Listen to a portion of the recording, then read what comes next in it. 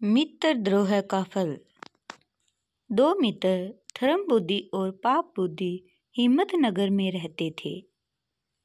एक बार पाप बुद्धि के मन में एक विचार आया कि क्यों न मैं मित्र धर्म बुद्धि के साथ दूसरे देश जाकर धनोपार्जन करूं।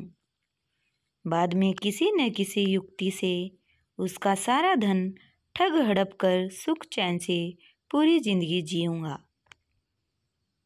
इसी नियति से पाप बुद्धि ने धर्म बुद्धि को धन और ज्ञान प्राप्त होने का लाभ देते हुए अपने साथ बाहर जाने के लिए राजी कर लिया। शुभ मुहूर्त देखकर दोनों मित्र एक अन्य शहर के लिए रवाना हुए। जाते समय अपने साथ बहुत सा माल लेकर गए तथा मुंह मांगे दामों पर बेचकर खूब धनोपार्जन किया। अंततः प्रसन्न मन से गांव की तरफ लौट गए।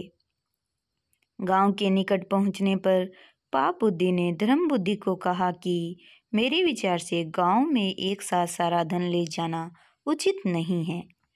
कुछ लोगों को हमसे ईर्ष्या होने लगेगी तो कुछ लोग कर्ज के रूप में पैसा मांगने लगेंगे।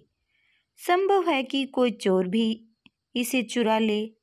मेरे विचार से कुछ धन हमें जंगल में ही किसी सुरक्षित स्थान पर गाड़ देना चाहिए, अन्यथा सारा धन देखकर सन्यासी व महात्माओं का मन भी डोल जाता है। सीधे साधे धर्म बुद्धि ने पुनः पाप बुद्धि के विचार में अपनी सहमति जताई।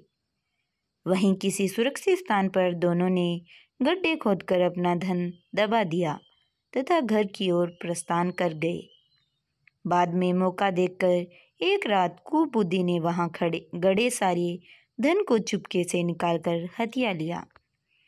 कुछ दिनों के बाद धर्म बुद्धि ने पाप बुद्धि से कहा, भाई मुझे कुछ धन की आवश्यकता है, अतः आप मेरे साथ चलिए। पाप बुद्धि तैयार हो गया। जब उसने धन निकालने के लिए गड्ढे को खोदा तो वहां कुछ भी नहीं मिला। पाप बुद्धि ने तुरंत रोने चिल्लाने का अभिनय किया।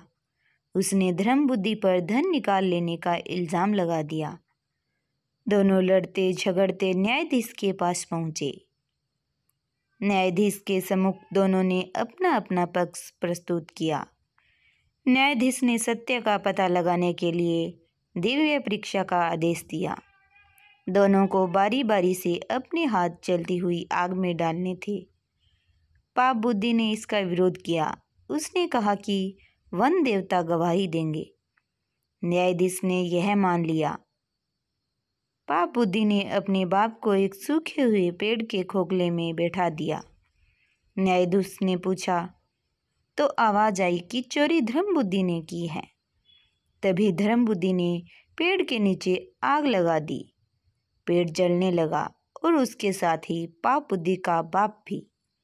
वो बुरी तरह रोने चिल्लाने लगा।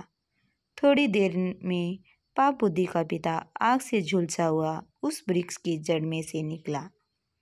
उसने वन देवता की साक्षी का सच्चा भेद प्रकट कर दिया। न्यायाधीश ने पाप बुद्धि को मौत की सजा दी और धर्म बुद्धि को उसका पूरा धन दिलवाया। सीख। मनुष्य का यह धर्म है कि वह उपाय की चिंता के साथ अपाय की भी चिंता करें।